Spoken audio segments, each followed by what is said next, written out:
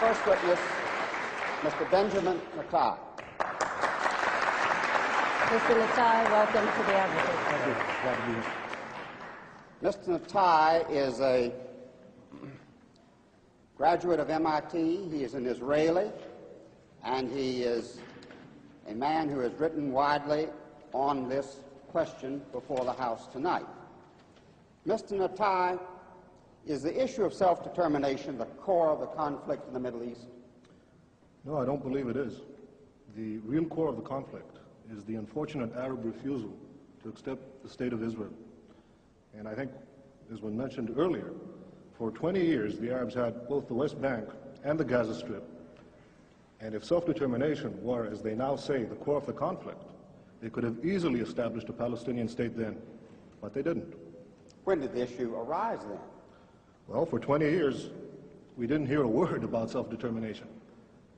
And in fact, what we did hear, those of us living in the Middle East, was about driving the Jews into the sea.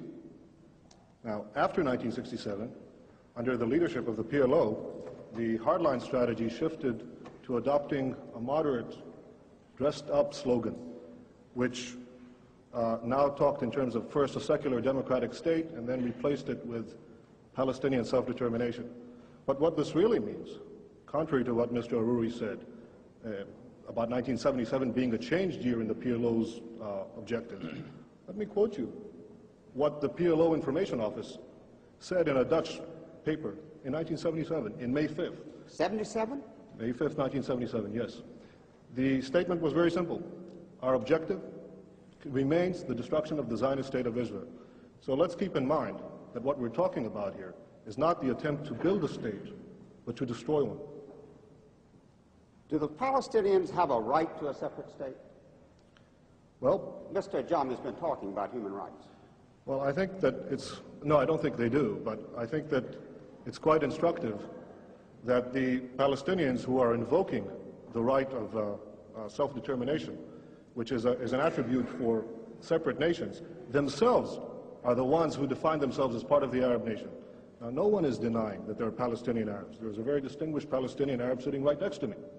But the Palestinians themselves, in the Palestinian National Covenant, the very first article, say that the people of Palestine, quote, are part of the Arab nation. Well, let's look at the Arab nation. It has 21 states, an area roughly the size of the United States, and 1/6 of the entire world's wealth.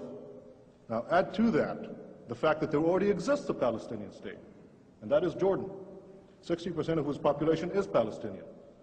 I think it's quite interesting that Yasser Arafat and King Hussein, who are bitter enemies, agree on one thing, that Jordan is a Palestinian state. So what we're talking about is a demand for a 22nd Arab state and a second Palestinian state. What should be done with the Palestinians on the West Bank? There's a problem, so what should be done about it, in your opinion?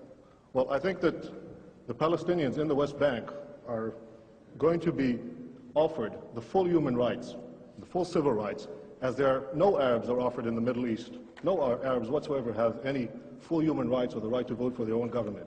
Those Arabs who lived in Israel in the pre-67 boundaries are the only Arabs in the Middle East who offer that right, and I'm all in favor of having the same Arabs living in the West Bank and the Gaza Strip being offered such a right in the final peace agreement. Can we have peace in the Middle East? Very briefly, please. Yes, I sincerely hope so.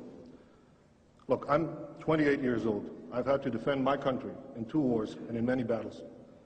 Nobody wants peace more than Israel. But the stumbling block to the road for peace is this demand for a PLO state, which will mean more war, which will mean more violence in the Middle East. And I sincerely believe, if this demand is abandoned, we can have real and genuine peace. Thank you. Thank you. Thank you, President. Now we'll go to Mr. Adjami. Mr. Adjami, some questions for Mr. Nitai. Mr. Nitai, you've told everyone that the Palestinians on the West Bank and the Gaza Strip will enjoy full human rights. Could you tell me how that's compatible with the presence of Israeli forces in their midst? Well, the Arabs living now the Arabs who lived in Israel, 400,000 of them, 400,000, between 1948 and 67, as I said earlier, certainly enjoy full human rights. And as I I'm said, not they're the talking only about ones. the Arabs in Israel. I'm talking about the Arabs on the West Bank Yes. and the Gaza Strip. If you let me, I'll answer your question, Mr. Ajami, please. The Arabs living in Israel are the only ones who are entitled to vote for their governments, the only ones who have representative in a parliament in the entire Middle East. Now, it's true that the West Bank and the Gaza Strip are now undergoing a period of transition. In fact, no Arab government has been willing to negotiate so far about this period of transition. And I think that when this transition, when negotiation period is ended, there is no reason why under either Jordanian citizenship or Israeli citizenship, these Arabs will not have the full human rights, the right to vote for their representatives, as the Arabs in Israel do, as hopefully all the Arabs in the Middle East will do someday. Mr. Nitai, does the state of Israel itself accept that the people on the West Bank and the Gaza Strip have the right to vote on whatever future they choose? Well, Mr. Ajami, I just outlined that in the event that this negotiation process will continue, I'm sure that what we're talking about is in fact eventual citizenship of some kind, either Jordanian or Israeli or in any other arrangement, in which these people will certainly vote. Mr. Nitai, you've given yourself the right to determine that you are an Israeli, but you've also given yourself the right to negate the other entity, which I think is not somehow consistent with global practice at this time, is it? Mr. Ajami, I have never rejected another entity, nor have I ever declared my intent to destroy it, least of all the Palestinian Arabs, who I fervently want to live in peace with. All I'm saying is that it is the Palestinian Arabs themselves, their leaders, Arafat, Muhsin, who Morris Abrams quoted earlier, Farouk Kadumi, the number 2 man in the PLO, these are the ones who say they are part of the Arab nation. These are the ones who say they already have a Palestinian state. There is no right to establish a second one on my doorstep, which will threaten my existence. There is no right whatsoever. Okay, Mr. Nitai,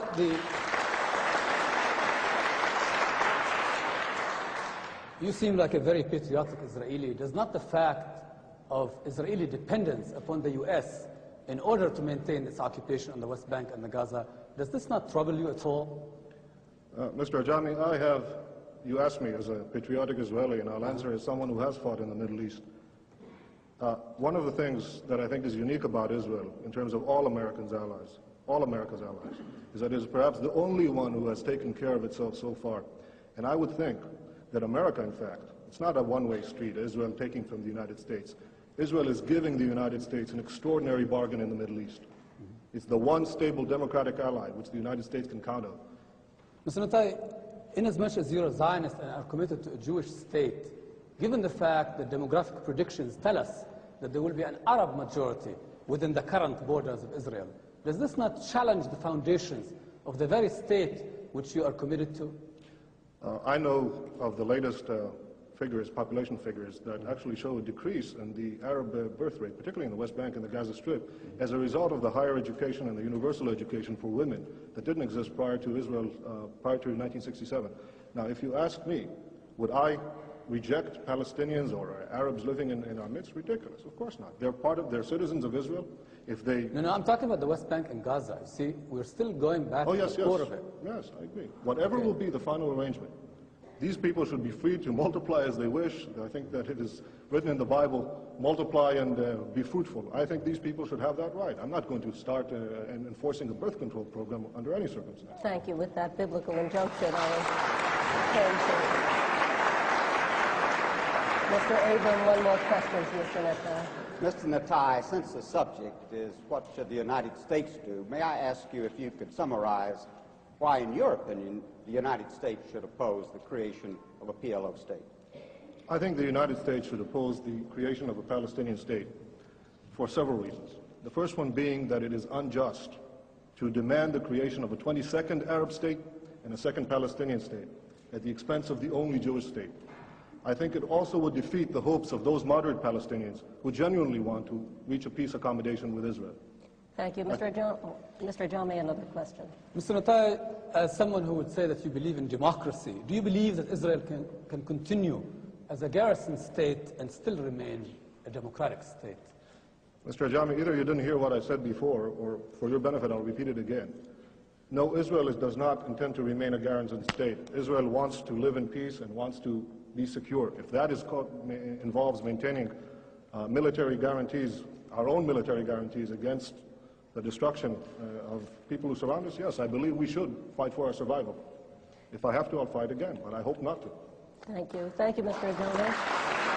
Mr. Nitai, thank you for joining us.